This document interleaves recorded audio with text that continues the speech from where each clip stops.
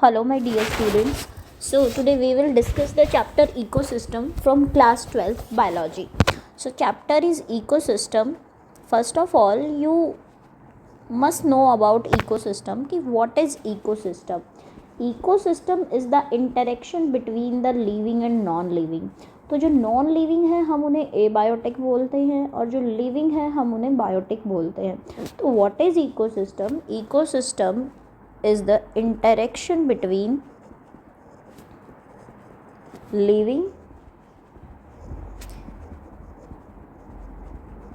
and non-living, यानी कि abiotic components in environment में लिविंग और नॉन लिविंग के बीच का जो इंटरेक्शन है that will create the ecosystem. So basically ecosystem is the interaction between living and non living. So if we talk about the components of ecosystem, अगर हम ecosystem के कंपोनेंट्स की बात करें तो इकोसिस्टम के दो कंपोनेंट्स हमारे पास होते हैं. एक हम डिस्कस करेंगे स्ट्रक्चरल कंपोनेंट ऑफ इकोसिस्टम, दूसरा हम डिस्कस करेंगे functional component of ecosystem. Functional components of ecosystem. Structural components के अंदर हम बात करते हैं कि हमारा जो इकोसिस्टम है उसकी कंपोजिशन क्या है, वो किस चीज़ से बना हुआ है. तो स्ट्रक्चरल के अंदर हमारे पास एबायोटिक फैक्टर्स यानी कि abiotic components and biotic components आ जाते हैं. फंक्शनल कंपोनेंट्स के अंदर जो एबायोटिक और बायोटिक के इंटरेक्शन की वजह से फंक्शन परफॉर्म करता है इकोसिस्टम, वो उसके फंक्शनल कंपोनेंट्स को बनाता है. तो we will discuss them. First the structural components, उनके अंदर हमें एबायोटिक कंपोनेंट्स को डिस्कस करना है. तो एबायोटिक कंपोनेंट्स के अंदर हमारे पास आ जाते हैं इनऑर्गेनिक एंड ऑर्गेनिक कंपाउंड्स.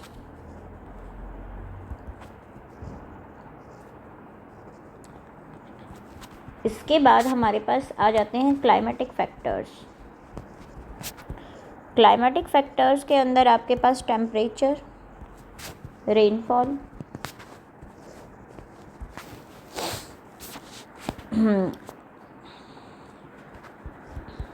ये सब आ जाएगा. क्लाइमेटिक फैक्टर के अंदर आपके पास सनलाइट, वाटर, इन सब का क्या इम्पैक्ट है इकोसिस्टम में. या फिर जो ये हमारे क्लाइमेटिक फैक्टर हो गए या हमारा वाटर हो गया, हमारी सनलाइट हो गई, हमारे इनऑर्गेनिक ऑर्गेनिक न्यूट्रिएंट्स हो गए, ये कैसे इंटरेक्ट करते हैं किसी लिविंग ऑर्गेनिज्म के साथ, ये सब हमारे एबायोटिक कंपोनेंट्स में आ जाते हैं. एडैफिक फैक्टर्स, एडैफिक फैक्टर्स के अंदर हमारे पास सॉइल प्रोफाइलिंग आती है कि सॉइल प्रोफाइलिंग कैसी है किसी भी इकोसिस्टम की, वो सब आ जाता है.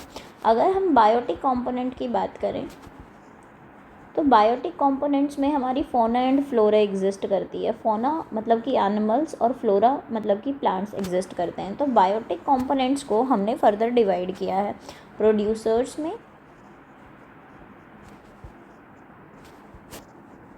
कंज्यूमर्स में एंड डीकम्पोजर्स में. अब अगर हम एक फूड चेन की बात करें तो सपोज़ ये हम एक फूड चेन बना लेते हैं कि स्टार्ट हमने फूड चेन को ग्रास से किया. ग्रास पर सपोज़ ग्रास ऊपर ईट करती है, ग्रास ऊपर को रेट ने खाया, रेट को कैट ने खाया, कैट को सपोज़ टाइगर ने खाया. ये एक हमने एक इकोसिस्टम के अंदर एक फूड चेन बना लिया है. तो इस फूड चेन के अंदर अगर हम बात करें तो प्रोड्यूसर्स कौन होंगे? तो प्रोड्यूसर्स जो हैं they will start the food chain, वो फूड चेन को स्टार्ट करते हैं प्रोड्यूसर्स. वो फर्स्ट ट्रॉफिक लेवल पर होते हैं. अगर हम इस फूड चेन की बात करें तो ये T1, T2, T3, T4 level, T5 level trophic levels हैं. जो ये T1 है, T2, T3, T4, T5 है, ये ट्रॉफिक लेवल्स हैं. तो बायोटिक कंपोनेंट्स में प्रोड्यूसर्स कौन हैं? प्रोड्यूसर्स वो होते हैं जो फोटोसिंथेसिस कर पाते हैं, जो अपना खाना खुद बनाते हैं. Basically autotrophs are the producers. तो प्रोड्यूसर्स में हमारे पास green plants and cyanobacteria. Cyanobacteria के लिए मैं एक एग्जांपल बनाती हूँ जिसे हम ओशना बोलते हैं, यानी कि ऑसिलेटेरिया सर्पुलिना नॉस्टॉक एनामीना.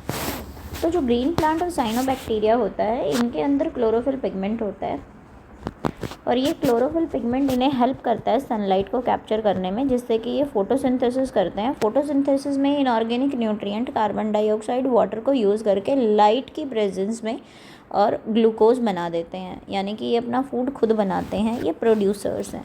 प्रोड्यूसर्स को हम ट्रांसड्यूसर भी बोलते हैं, या फिर हम इन्हें कन्वर्टर्स भी बोल देते हैं, क्योंकि ये लाइट एनर्जी को केमिकल एनर्जी में कन्वर्ट करते हैं। प्रोड्यूसर्स जो हैं वो ऑटोट्रॉप्स होते हैं। अब प्रोड्यूसर्स के बाद सेकंड है हमारे पास कंज्यूमर्स। कंज्यूमर्स वो होते हैं जो प्रोड्यूसर्स के बनाए हुए खाने पर डिपेंड करते हैं, वहाँ से अपनी एनर्जी को गेन करते हैं। तो अगर हम कंज्यूमर्स की बात करें तो कंज्यूमर्स हर्बीवोर हो सकते हैं, कंज्यूमर्स कार्निवोर हो सकते हैं, कंज्यूमर्स ओमिनिवोर्स हो सकते हैं, कंज्यूमर्स पैरासाइट हो सकते हैं। तो अगर हम हर्बीवोर की बात करें तो ये प्लांट बेस्ड डाइट पर फीड करते हैं। कार्निवोर की बात करें तो ये फ्लैश पर ईट करते हैं। ओमनीवोर दोनों ही एनिमल और प्लांट बेस्ड डाइट पर फीड करते हैं, like us human are omnivores. और पैरासाइट किसी अदर लिविंग ऑर्गेनिज्म पर फीड करते हैं। पैरासाइट एंडोपैरासाइट एक्टोपैरासाइट हो सकता है।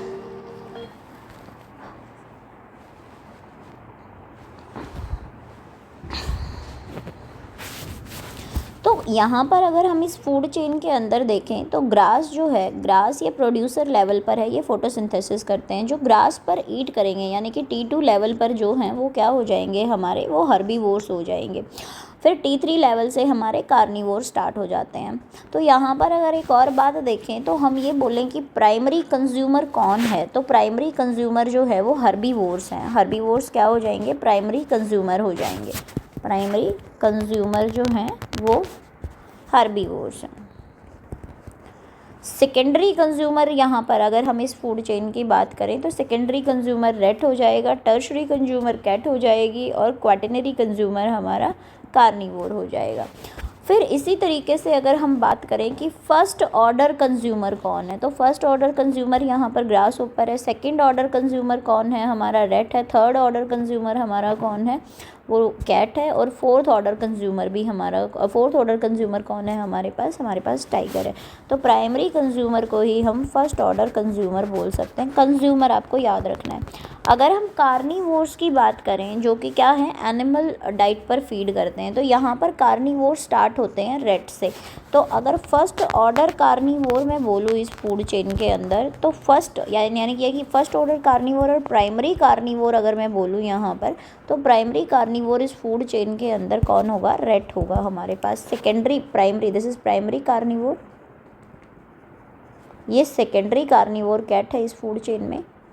और टर्शरी कार्निवोर हमारे पास कौन हो जाएगा इसके अंदर, टर्शरी कार्निवोर हमारे पास हो जाएगा इसमें टाइगर, इस फूड चेन के अंदर।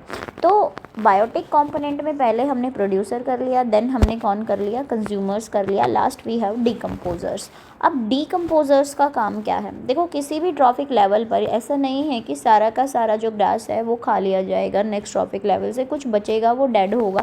इसी तरीके से रेट बचेगा वो डेड रिमेन्स होंगे, कैट के डेड रिमेन्स होंगे, हर ट्रॉफिक लेवल पर कोई ना कोई डेड रिमेन्स होंगे। तो हमारे पास कुछ फंगस बैक्टीरिया ऐसे होते हैं जो डेड एंड डिकेइंग ऑर्गेनिजम्स पर फीड करते हैं और फिर उनका ब्रेकडाउन कर देते हैं इनऑर्गेनिक न्यूट्रिएंट्स के अंदर।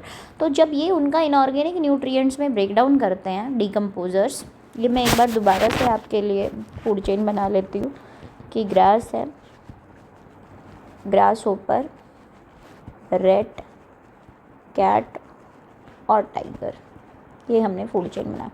तो इन सब के डेड रिमेन्स होंगे हमारे पास। तो इस डेड रिमेन्स पर जो फीड करता है वो हैं डीकम्पोजर्स, जो कि थर्ड स्ट्रक्चरल कंपोनेंट्स बनाते हैं। डीकम्पोजर्स